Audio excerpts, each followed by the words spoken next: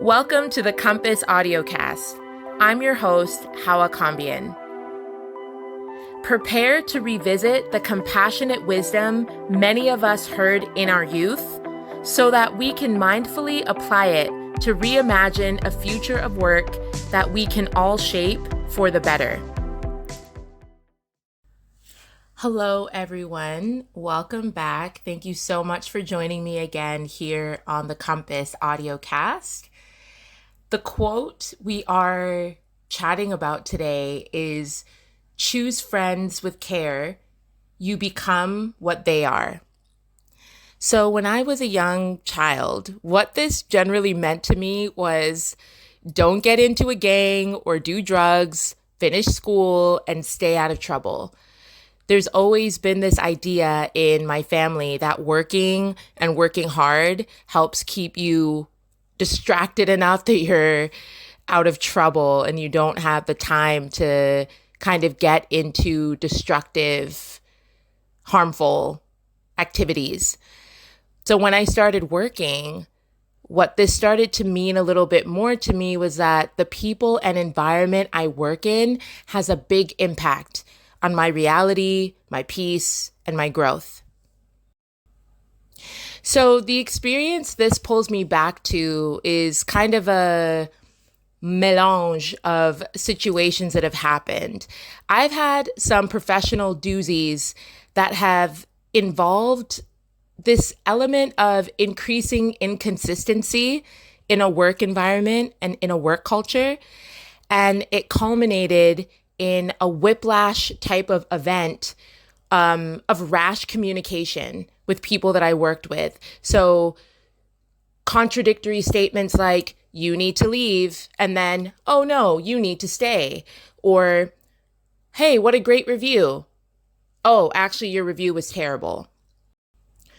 So the problem with this was that it made me question the relationships I had with the kind of people who were communicating in such a way, knowing that, I was spending 40 plus hours a week, 160 plus hours a month, 2,000 hours a year working with them, right? And that's a lot of time spent living, let alone working with people who you think are being clear in what they're doing and that there's a common understanding, right?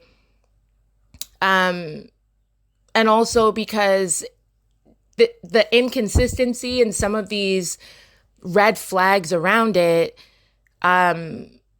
made me question whether I wanted to continue down this path, right? So that's okay, but why, again, let's keep going deeper. Why is that in and of itself? Why is inconsistency an issue or a challenge? So for me, I take on the energy of the places, the spaces, and the people that I work with, even remotely. And so in that situation or in those situations, not only were my contributions devalued, but more so the stability and the trust that was established or even assumed was broken.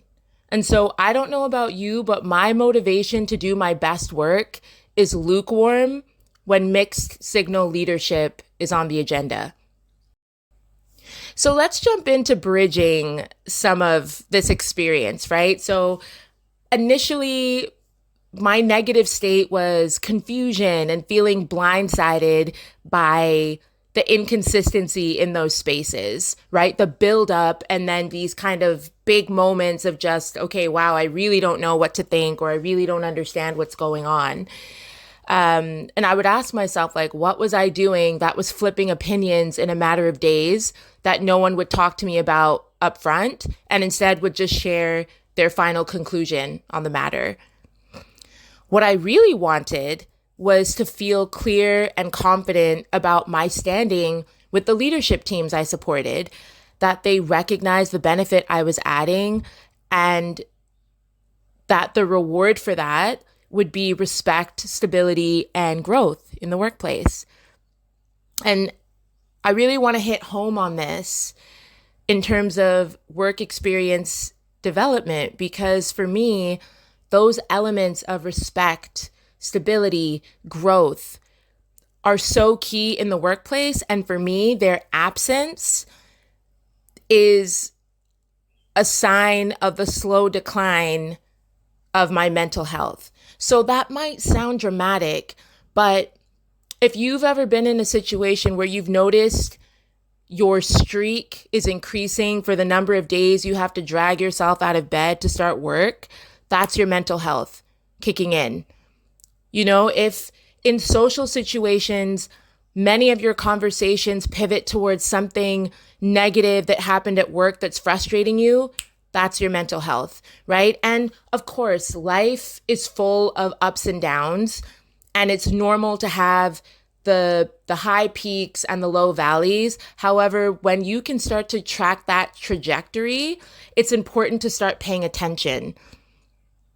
And for me, the being able to flip it and find some positivity in it is that, okay, great. When those uncomfortable, confusing situations happen, it's a great opportunity, again, to lean into the curiosity and gut check myself and ask questions like, where am I going?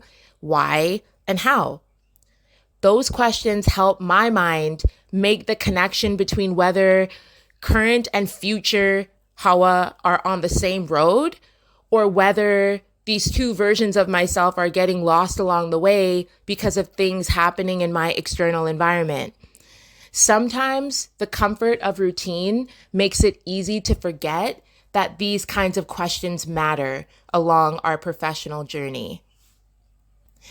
So in the here and now, when I perceive mixed signal leadership or a pattern of inconsistency, I can recognize it for what it is, which is misalignment. No shade here. Sometimes the wrong fit is truly the wrong fit. What's more interesting to me is the process by which the decision makers come to their conclusions and prepare for communication.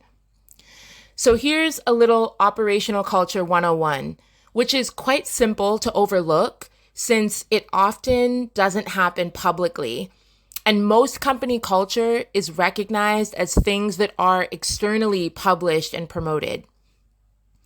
So I like to listen for those subtle signs in communication, like tone, which is the style of communication, your tact, how much empathy, understanding, and consideration you bring to the conversation, and timing, your judgment in how, when, and where you communicate. These things can tell me plenty, and also are signals of what I can likely expect from someone during times of uncertainty. So the qualities that come up during a difficult time are ones to pay attention to and are some indicators of consistency. Also, in a case where the situation offers the illusion of choice, I find that I have a responsibility and an opportunity to participate or decline in whatever narrative or option leadership is laying down. And that can be equally empowering in standing up for myself and overwhelming in terms of the potential of walking away. So the life change and why this quote is still significant today is that I now recognize that just like choosing the right friends as a child can steer large aspects of my life, so too can choosing the right organization, leaders, colleagues, mentors in my professional space. I strive to be mindful and clear of my journey and ultimately where I want to end up, what I want to experience, and what I want to achieve.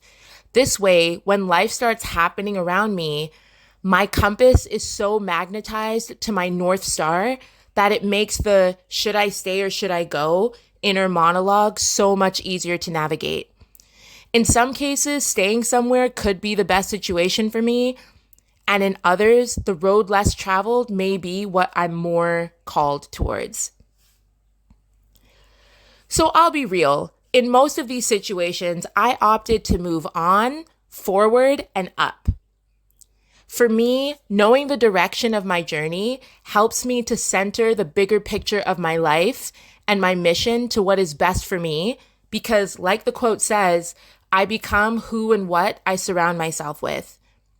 I want to inspire others to take action on building a future of work we can all contribute to.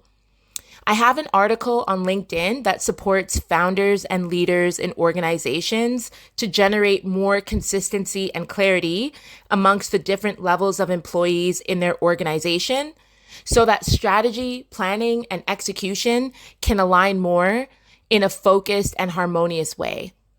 So check it out. I'll be sure to link it in the video. Thanks for tuning into the Compass Audiocast, where we bridge past, present, and positive for the future of work.